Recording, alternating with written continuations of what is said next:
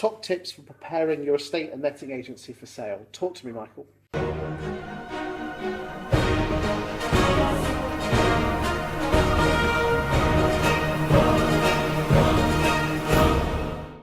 Make sure that you know the numbers and make sure that they're available, because a purchase or somebody acquiring is going to want to know the detail.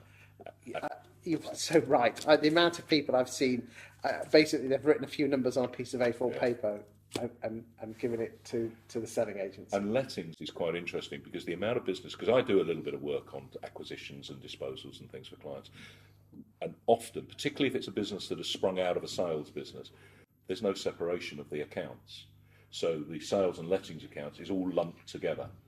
And therefore, how can you really separate the thing from a point of view of knowing how well that part of the business is doing? So I would certainly separate out my MI, my P&L, etc., so that you can distinctly look and say, this is the lettings book, or this is, whatever. And all the drivers, so it would give me no confidence at all if I was looking to acquire a business and they couldn't provide me with this information. My immediate view of that business, and therefore my likelihood of paying them a load of money for it, is going down. I mean, it's a bit like an estate agent trying to sell a posh house on a scrappy piece of paper, but you would never think of that as an estate agent. How many bedrooms has it got? Oh, sorry, I don't know. Well, you look if you get bedrooms, but how big are the bedrooms? Oh, we're just getting that information now. Yeah, so it is the detail. Is it what about the prices that are being achieved? Have they gone down in the last couple of years since the corporates have disappeared with their checkbooks? Yeah, I mean, the reality is that the world of estate agency is not sort of the highest up the sort of let's rush in and acquire one. Technology, new models, whatever, the days of the high street, all of this sort of stuff. So a sales business today, in itself, very little value, unless it's an exceptional brand and making good profits. Yeah, little value. Yeah, talking to people, probably somewhere between 50 to 75% of your sales pipeline, if you're lucky. Oh, your pipeline, you'd get a value on because somebody will run that off. But in terms of somebody paying for your goodwill and all that stuff, that's largely gone. Lettings book, of course, different. Okay, so now we're spring, summer of 2019. What is stuff roughly going for at the moment? It's very variable, but it has definitely slipped downwards. Okay, now more and more people are interested in acquiring a lettings book. They don't actually want to acquire the business, okay, because they don't want what the business might see as assets, but they see as liabilities, which is usually staff, premises, all of that type of They don't want any of that? No, because it's probably going to be somebody who's just going to bolt it into an existing operation somewhere else, and that's where they're going to see some benefits in terms of milking the thing and getting some cost advantages.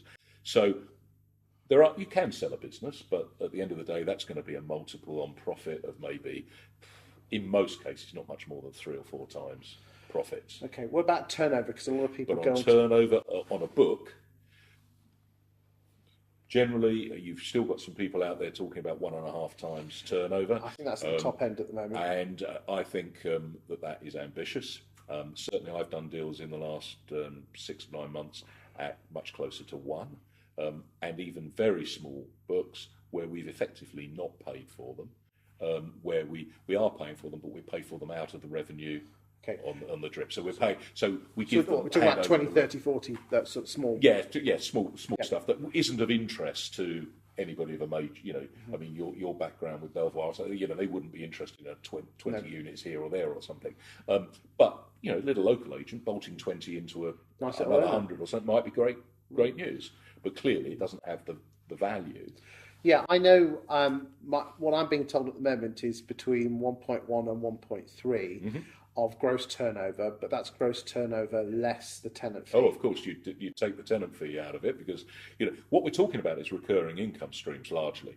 And that's why a fully managed book would obviously be at the higher multiple than, for example, a let-only book, which wouldn't even be at that multiple. Let me share this story. Recently, I saw a decent lettings book, 120 properties, go for 0.7 because the agent concerned was retiring and they saw the landlords as their babies and they wanted someone to look after them and they didn't want anyone else, but they liked this guy and he got it for 0.7. And I think that's a big tip, especially older letting agents who see their landlords as their babies, is if you can build a relationship up with that letting agent probably 2 years before they actually think, go and what the age of your competition is, Sure. build a relationship up with people, you might be able to get yourself a deal. I'm making some approaches in Essex at the moment on behalf of the clients to some lettings agents that we've identified. We've had a reasonably decent initial response. 2/3 of those are exiting the business. They're retiring, getting out. It's too fierce for them. They don't want to work that hard anymore. Are you targeting specifically on age then, or just?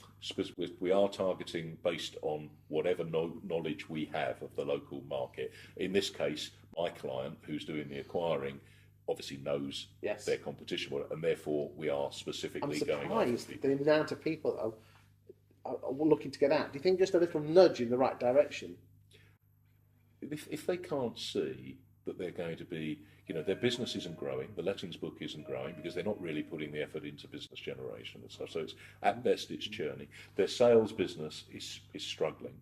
But timing is everything. You get to a situation where their lease is coming up for renewal. Oh, great! They can shut the doors and go. So timing is often a factor. They've just got caught with their trousers down, and the wife's going to take him for 50%, and he needs to get rid of it.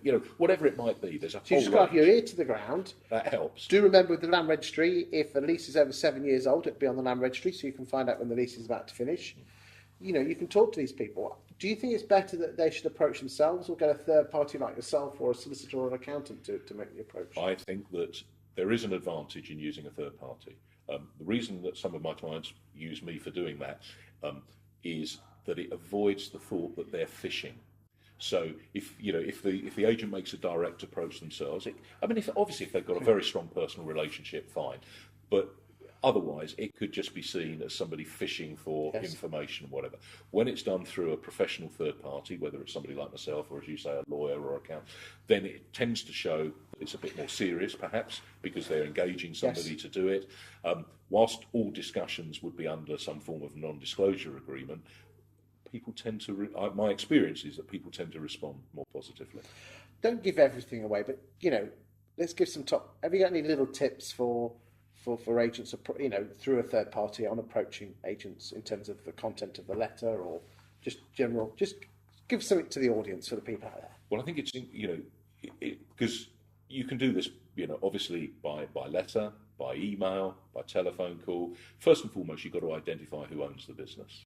Okay, because you don't, there's not much point in this landing on the desk of, somebody who's not relevant. No. Okay, so I would ascertain the ownership of the business. You can do that through Companies House. Companies House, if it's a limited company, and you may just have to do some other digging in other respects.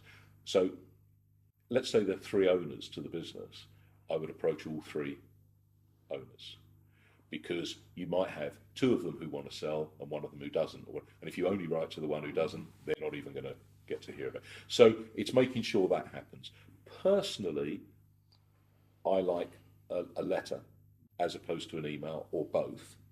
I've got clients who insist on me using emails because it's cheaper, but there's something distinct about a addressee only private letter.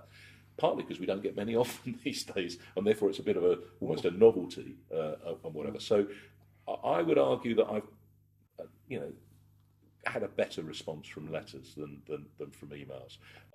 I can't speak. One of my clients did make approaches directly themselves, and there's no doubt that they've had a much better response by going from a third party. Yeah, it's almost that you're giving in to your competition, but a third party gives it that one step. Correct. But and people, I've had phone calls, and people have been surprised. This is before an NDA is in place. People have been surprisingly open and honest in talking to me about their business in terms of some headline bits and pieces that they probably wouldn't be if it was speaking directly to a competitor. How do people get hold of you, Michael? They can contact me via my website, which is integra-ps.com. All of my contact details are on there. I'm obviously on Twitter, LinkedIn. Hopefully, if you wanted to find me, you should be able to find me. Thank you very much. Cheers.